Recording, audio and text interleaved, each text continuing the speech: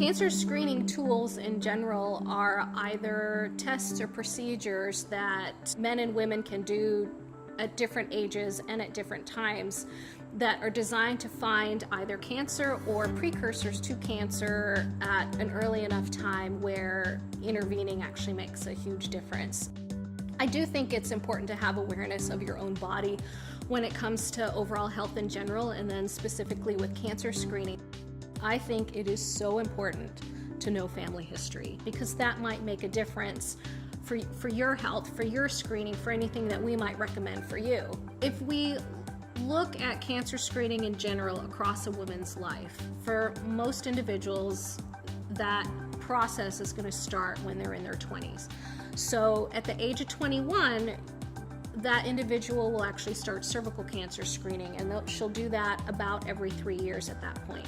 Body awareness is important, so noticing any changes in your skin, in the breast tissue, or any body part for that matter, is going to be important going forward. Once you hit your 40s, you still continue cervical cancer screening every 3 to 5 years, but now we start to have a discussion about breast cancer screening using mammography. So that piece is then new between your 30s and your 40s. As women hit their 50s, cervical cancer screening is still important. Breast cancer screening is also still important. Colon cancer screening is added at that point, and if we use the example of screening colonoscopies, that's going to be once every decade.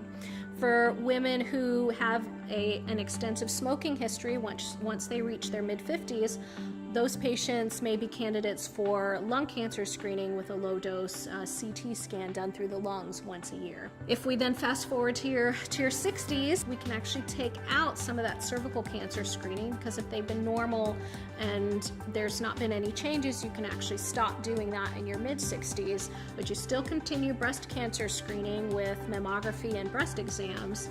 You still do colon cancer screening with something like a screening colonoscopy. For overall cancer screening for women in their 70s, several of the options that we've discussed earlier are actually still in play. So breast cancer screening is still an important discussion to have, and colon cancer screening are.